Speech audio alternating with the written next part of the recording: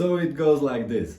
Two men walk into a bar and the guys are classic players, usually playing with the frames like Prestige or Blade or Gravity, and they meet Pure Drives.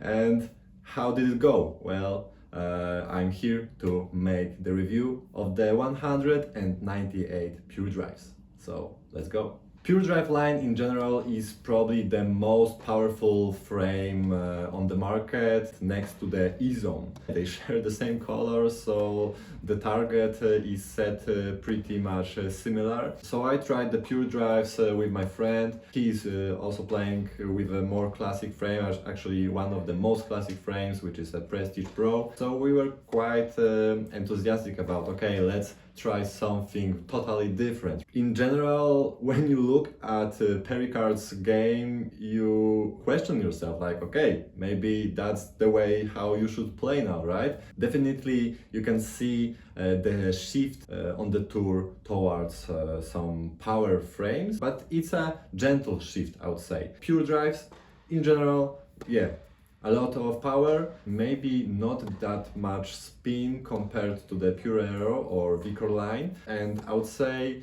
the way how you should play with the rackets is actually hidden in the name. You should drive the ball. They give you a lot of power, but I think in general you should look for penetration. It's not like you're playing with shapes. I would say it suits quite narrow group of players. To be able to catch the ball at the perfect height and drive the ball, it takes a lot of footwork and mental focus, and you don't always want to drive. Sometimes you just, okay, let's keep the ball safe. At least from my perspective, where I am more of a grinder that sometimes wants to play a bit slower, keep the ball neutral and feel the point, feel the rally, feel the opponent. That's my usual way how I compete. First things that I noticed with the Pure Drives, they feel pretty much similar to each other. Definitely on a heavier side, which is a nice thing. You don't really have to customize the rackets. When I took the frames to the court, I noticed that during the swing, I feel like they're a bit stuck in this motion, like they're waiting for me to make the move, to kind of force the wrist motion. It feels like there's a lot of mass focus around here, not much at the top or at the handle. So the swing was not as natural for me. You lack something, like this little boost that you can use on acceleration. This is quite a problematic thing for me as a grinder. I focus a lot on this loop, on this fluidity, and when I have to force something, that's usually when I lose confidence.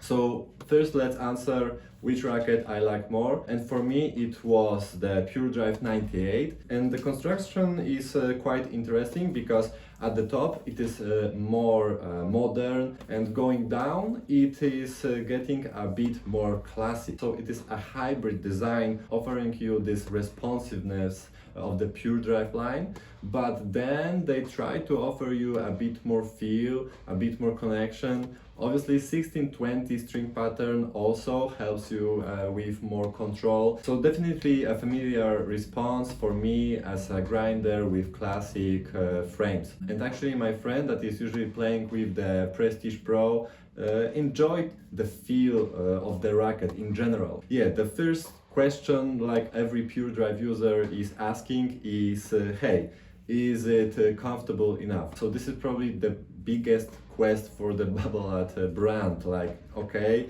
they offer this power, this explosiveness, this spin potential, but can they offer you enough comfort or feel? Babolat brand in general, I would say, has the most focused group of users. They are kinda on their own, with their own vision of how the racket should play, while the other brands are kinda, fighting for the same group of players. Maybe Yonex E-Zone is is there with the Pure Drives. So to me, as a classic player, I would say the Pure Drives were surprisingly soft in feel. Of course, it's not a battery soft feeling, but I had absolutely no issues with comfort there. I believe that if you are playing with a powerful frame, in general, the frame should be a bit faster. If you're playing with a more control-oriented, feel-oriented racket, probably the frame should be a bit heavier to compensate the smaller power potential. Yeah, with the Pure Drives you have to be fast,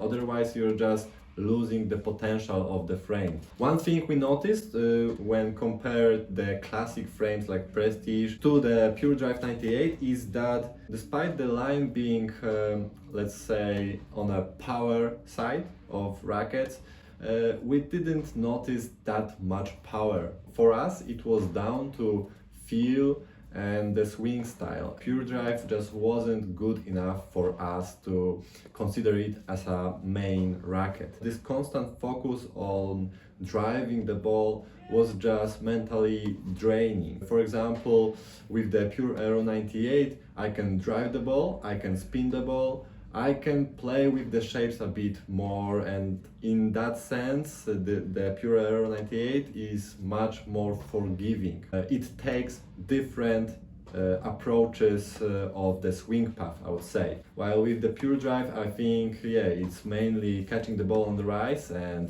hit through the ball a lot. Pure Drive 100, definitely not my cup of tea. The frame was just too powerful and it was punishing me whenever I tried to put some shapes on the ball with not that much spin potentials. Pure Drive 98, yeah, a bit more tamed, but when it comes to the feel, still not for me, especially if we have a Pure Aero 98, which is almost perfect. One thing that I should mention is Pure Drive 98 feels in hands much more classic than the Pure Aero 98. Maybe it's a matter of paint job, and the paint job is, wow, one of the best paint jobs I ever seen, actually. This very nice light blue color with the red hints that is giving me Stranger Things vibes. Yeah, I think one of the best looking rackets on the market right now, and it probably will be the best in 2025. So if I had to pick between the 100 and 98, it is a clear winner, 98, but here is the problem. Babolat, with their very specific design, from time to time they try to catch some players from outside their usual fan base, right? So by that I mean they try to offer something more classic. They kind of struggle to catch the players from outside their circle, because the classic players, grinders, they probably just stick to their usual rackets. So for the contra-oriented guys, it is still a bit too powerful, and for the Babolat users, usually it is just too anemic. So it is kinda in the middle and not catching enough players. The king of the hill, but the hill is named Babolat. But I think it's actually a great thing to have, like, on the market. We should have some options rather than aiming at the same target. One thing that I can add is when to try those rackets. And I think if you are a player using frames like Extreme MP, E-Zone 100, Vicor 100, Pure Drives are a good playtest for you. I would pick actually Pure Drive above the Extreme MP, Vicor 100, and E-Zone. It's a tricky thing. One shocker I can drop is, to me, Pure Drive is more comfortable than the E-Zone. Maybe they're looking for more comfort, I don't know.